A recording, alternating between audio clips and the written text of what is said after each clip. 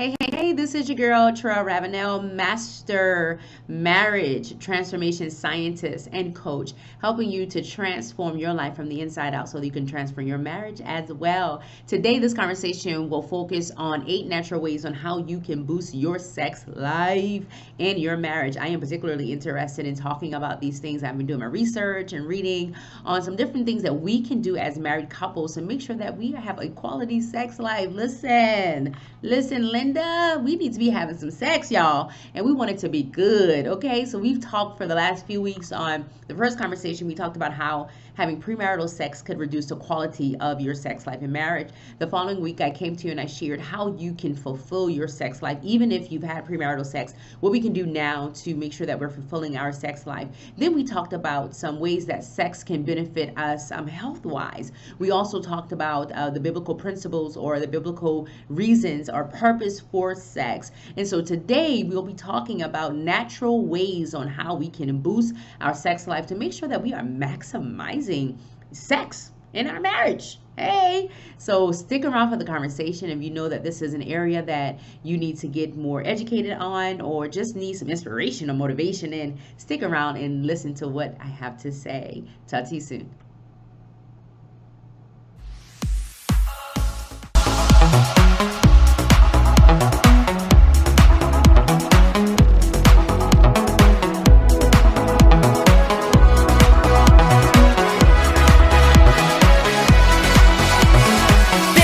Living now.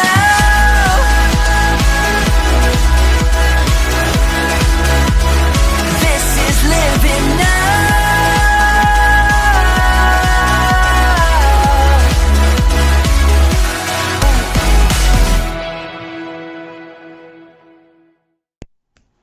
Let's talk about sex, baby. Let's talk about you and me. Let's talk about all the good things and the bad things that will be. Let's talk about sex. Let's talk about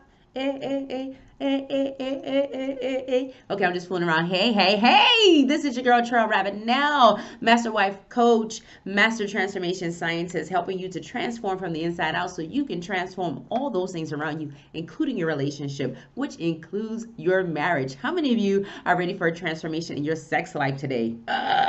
Come on, raise your hands if you're sure. Nothing to be ashamed of, nothing to be embarrassed about. Hey, it is what it is. I know many of us are working moms, working dads. We're trying to save and conquer the world and do everything else. Sometimes the sex life is lacking just a tad bit. Not that we don't like our partner or we don't love our partner, not that we don't enjoy sex with them, but it seems like everything and everyone else takes our energy and we're not able to perform in the capacity and the way that we need to. I'm going to raise my hand because I am sure, and I'm so guilty of it, and I'm just going to be extremely transparent with you all. I have been in that space. I have been in that place where I just did not feel like it. I didn't want it. I was tired. I had other obligations and other priorities that I had put before that. But my husband and I both are working so very hard to make sure that we incorporate sex into our marriage relationship on a very regular basis and not get so bogged down with the weight of the world and with all of the demands that we have, allowing those things to take all of our energy, all of our space, and all of our time, to whereas we have no time for ourselves in this regard. Granted, yes, we have time to do other things, but sex can be an activity, and you have to build yourself up to it at times. And you have to make sure you have the energy and the mindset, and that's exactly what we're going to talk about today. So if you have not subscribed already, please make sure you go ahead and subscribe to my channel. We every week there is a video that's posted. For the last few weeks we've been talking about sex. You saw the intro, so you know we've been talking about this particular topic for some time now. And the reason why I wanted to stay on this topic for so long is because I know that this is an area that so many marriages are lacking. I know that so many couples, they get married and everything may be going good at first, or even before the marriage, things were going good in the bedroom. And as it relates to the sex life, but because of life, because of children, because of demands, because of work schedules, because of businesses that we're trying to build and empires that we're trying to build and the world that we're trying to save, sometimes we don't give enough time and attention to this particular area. And this is the one way, you guys, the one way of many that will help you and your spouse get closer together. This helps you to have a gridlock type of relationship in a good way, to where you're connecting and you're being cohesive one with another. So we need to have this conversation because we are in a world where sex has been polluted and has been taken and looked at as a negative. I know even me growing up, when my parents talked about sex, which wasn't hardly except when they were telling me not to do it, it was always looked at in a negative way. It was never explained that sex was a good thing, especially in the confines of marriage. And the good things about sex was never explained. So I looked at sex in a negative light from the jump start, because that's what I was taught. Don't do it. Don't have sex. Don't talk to those boys. Don't give your bodies to those boys. Why not? It seems to be the thing that everybody's doing. It seems to be, the fad, the trend. So why can't I? And why is this something that we don't want to talk about? But I wish, my parents did share with me the good and the bad as it relates to sex. And the bad would be, having it outside of marriage or any type of sexual immoral behavior. It really taught me the value of my body and the temple, so I would have made different decisions. But here we are now, no regrets, and it's all good and it's all God. So I want to be able to share with you guys, and maybe you all can share this with your children. Maybe you can share this with your friends and your family, those that may be in a place of having immoral sex, or just maybe in a place where their marital sex or libido is not where it needs to be, and they need to increase their sex drive. So that's why I wanted to spend so much time on talking about sex, talking about the foundation, the purpose, how premarital sex did reduce the quality, or could have reduced the quality in our sex life, and just so you can really self-reflect to see where you are in your marriage and where you need to be sexually, so you can make sure that you're maximizing those benefits. So we're going to get right into it. I know that was a mouthful, but we're going to get right into it. So 8 natural ways to boost your sex life. 8 natural ways that we're talking about today. So the first way, I'm going to get right into it because I don't want this to be a long drawn out video, is you have to make sure that you're getting into the mood for sex and making sure that sex is a priority. I just said that when I was talking about not making it a priority, even in my own marriage, not putting it at the top three things, right, that we need to be doing on a regular basis, because I was often, doing other things, doing ministry, doing work, doing family, trying to save the world, trying to save whomever. Whereas when it was time to get to the sex part, it's like, we'll do that tomorrow. Oh, we'll do that next week, right? So we want to make sure that we're getting in the mood for sex and know that it is a priority. Somebody say right now, wherever you at, sex is a priority in my marriage. Sex is a priority in my marriage. It's not that you have to be all over each other all the time, or acting in a place of not having self-control. No, we're not talking about that, but we have to make sure that it is a priority. Dr. Sadati says it's hard to be in the mood when you have a million things going on on your to-do list and you don't have time. Not much time to do it. And that is my story at times. That's my husband's story at times. That's our story together. We have a million things going on. So it's hard to get in the mood. The last thing you're thinking about is sex. I'm not thinking about sex.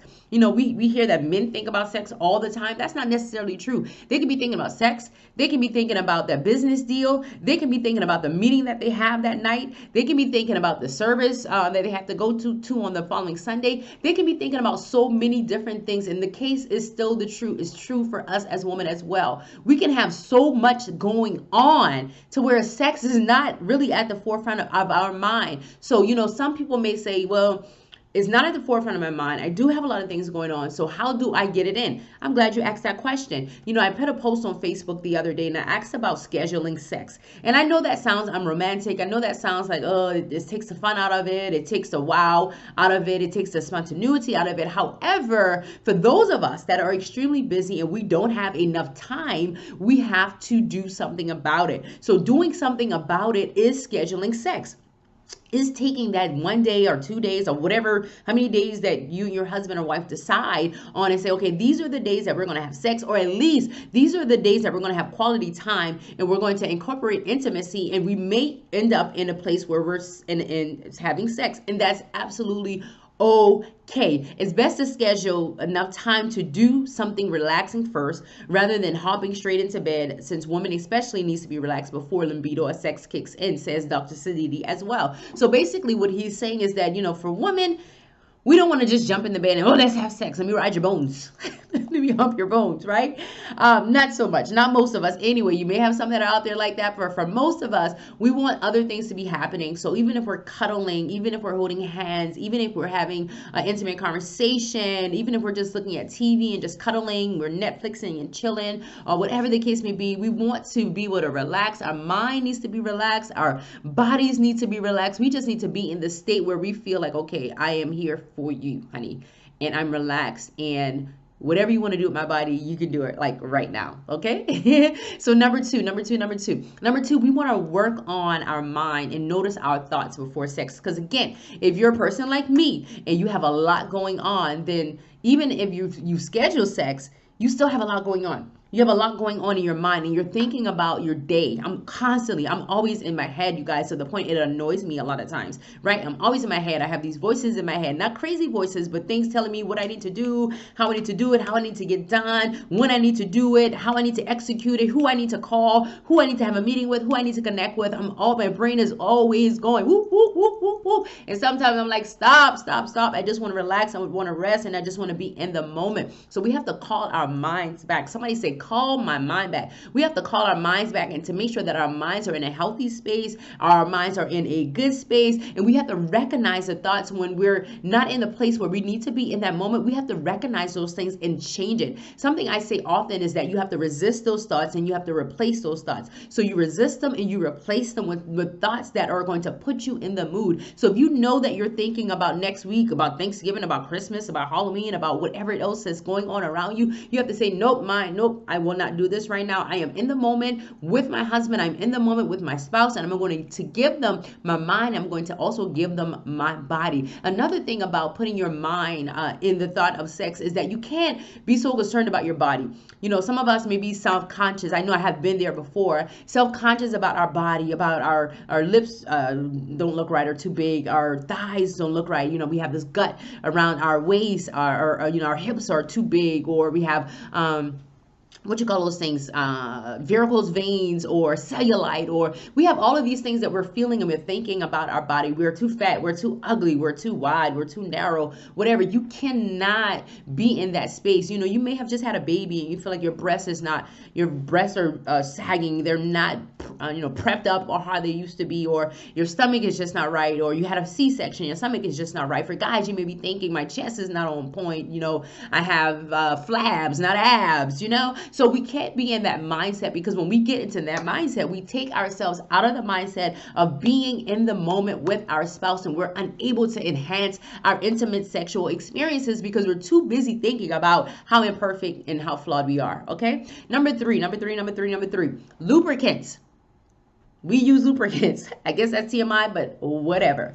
Okay, you need to use lubricants, because the thing about lubricants is sometimes, our bodies, as we're, getting wiser and maturing, sometimes we are not naturally able to produce liquid, right, or lubricant within our own body. So sometimes sex may be uncomfortable, and that may be your story. Maybe there's some discomfort there. Maybe there's some friction there. Maybe there's some irritation there. And although you want to be able to give your body to your husband, it's sometimes uncomfortable, and you have to feel all of these other feelings before you can even enjoy the sexual experience. Or maybe for some of you, you may suffer with thyroids or fibroids or endometriosis or some type of cyst or something else that is preventing you from having a pleasurable sexual experience. Lubricant may not help with that, but there are some other things that you can do that may not be penetration wise that you can do to please your husband or your wife, and making sure that you are talking over what needs to be done. And from a medical perspective, see your gynecologist and see what they recommend for you to be able to do to help resolve those areas of discomfort as it relates to anything, fibroid wise, thyroid wise, or any type of cyst, because they'll be able to better provide you with an answer of what you need to do. But for the rest of us that may just be experiencing some dryness, lubricants, come on somebody. I love KY jelly, but there are some other ones that are out there. KY, I know it's like has been around for a while, and that's the one that we're most familiar with, but there are some other ones that are out there. Also some oil, just some household oils. If you have things like coconut oil, you can utilize that as an actual lubricant just to make it better, and it causes more pleasure. because when you add the lubricant, it does definitely cause more pleasure to the sexual experience. And you don't have to hide the fact that you have lubricant or you need lubricant. I mean, that is nothing to hide. It is what it is. You know, our bodies change, our bodies do different things, and we have no control over those things, but we definitely can contribute to the satisfaction and the pleasure of the sexual experience. Okay, number 4, somebody said number 4. Number 4, move your body to improve your sex life. So we want to make sure that you may not think that exercise is good, but listen, I love to exercise, and what I do know is that exercise helps. Not only does it help our heart, so your heart is in a better place because you're exercise, but guess what? It also is good for your genitals, right? Because when you're exercising, all right, when you're exercising, blood is flowing, and blood also flows to your genitals, and particularly for men, blood is flowing to your genitals as much as it is flowing to your heart. So it helps you with it helps you to prevent erectile dysfunction, right? I know a lot of men that deal with that they deal with erectile dysfunction. Function is nothing, again, to be ashamed of. It is what it is. It's life. Our bodies do different things. But what I do know is that your lifestyle has a lot to do with that. So in order to help reverse that problem of erectile dysfunction, you want to make sure that you're incorporating a healthy lifestyle, which includes what you eat. Oh my God. The Word of God tells us that our body is the temple of the Lord, and we are to treat it as such.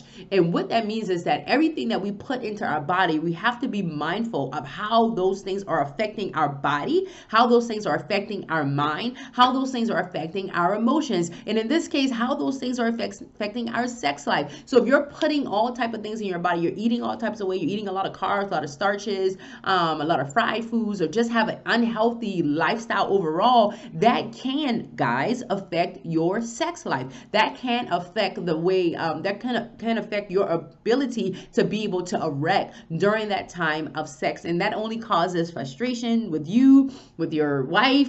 That causes overwhelm, and that can cause anxiety and depression. It can cause an argument because here she's ready, and you trying to get together, right? It can cause you, like, you know what, forget about it, and not wanting to do it. So it can cause so many things. You also make sure that you're getting the help that you need. Make sure that you are looking up this information for yourself to see what you can incorporate to help you have a better erectile function in your sex life. Okay, number 5. Oh God, and this, I'm so convicted right here, you guys. Number 5, get enough sleep. I try. Last night, I think I got about 7 hours. That is a record keeping for me because I've been on this 4 or 5 hour track for quite some time now. We have to make sure we're getting enough sleep. You cannot function without sleep. So just imagine if you're trying to have a healthy sex life without sleep.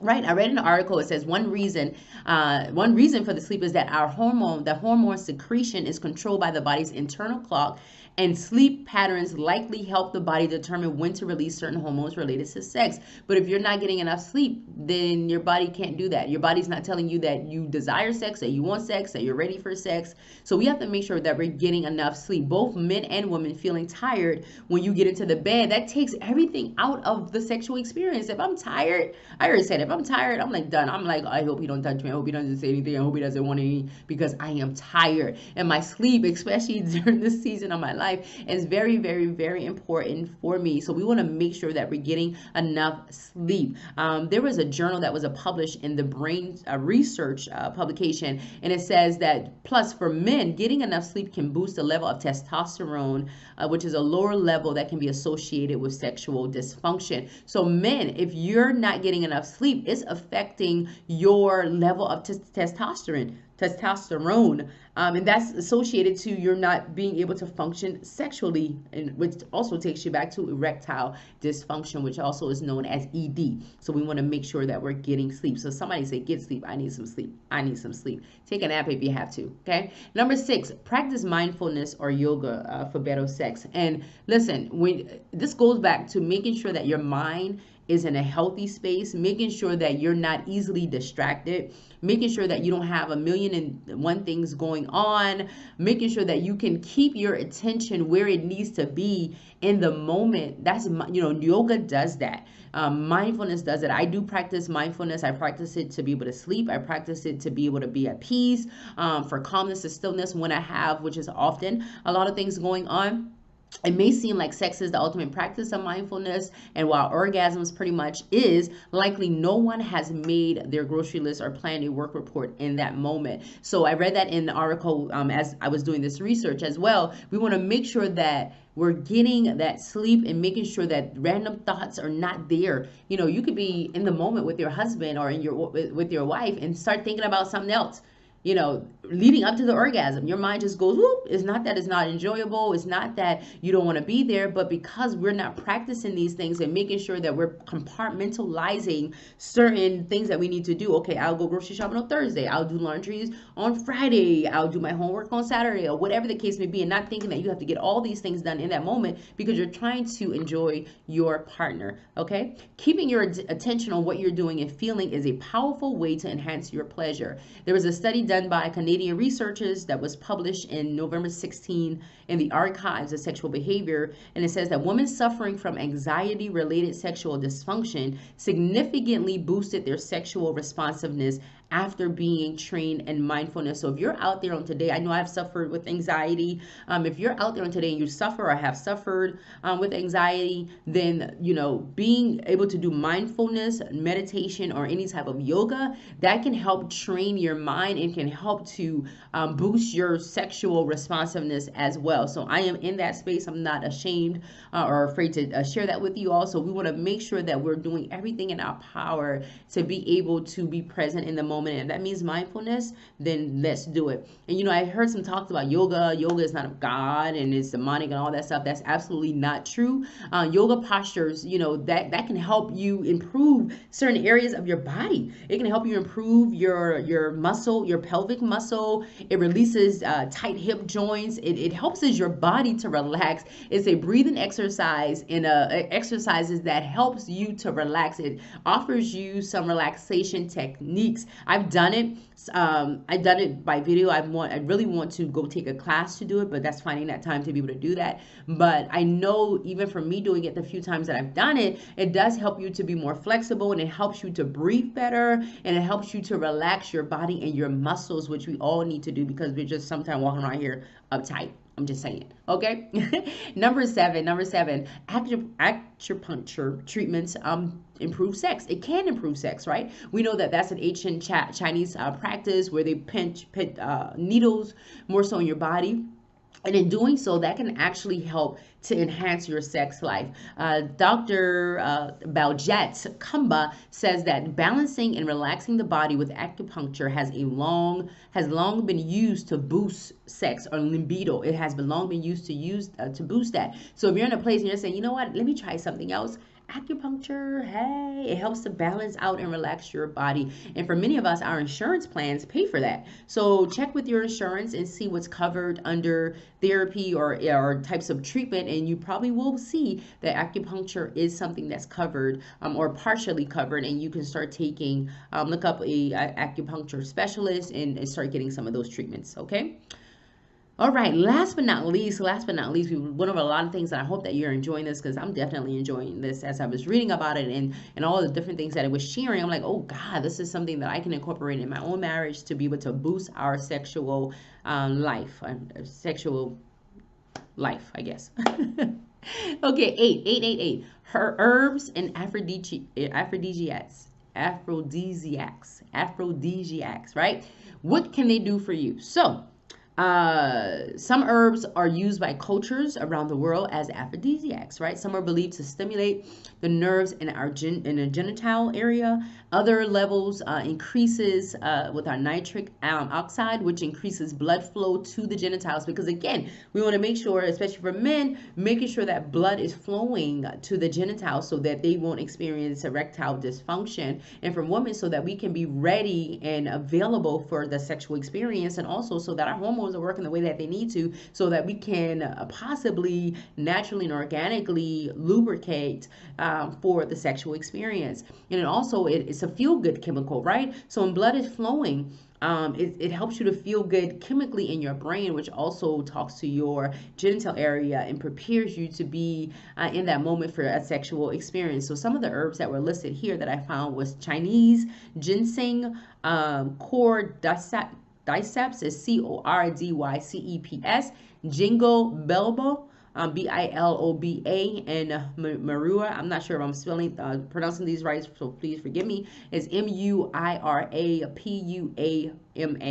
Muirapuma. Muara Puma. That's what it looks like. So some of your drugstores may have this. Again, consult with your physician. A lot of times, the thing about physicians, though, a lot of times they want you to take medication, so they'll automatically share with you the medical way to do it by way of medication.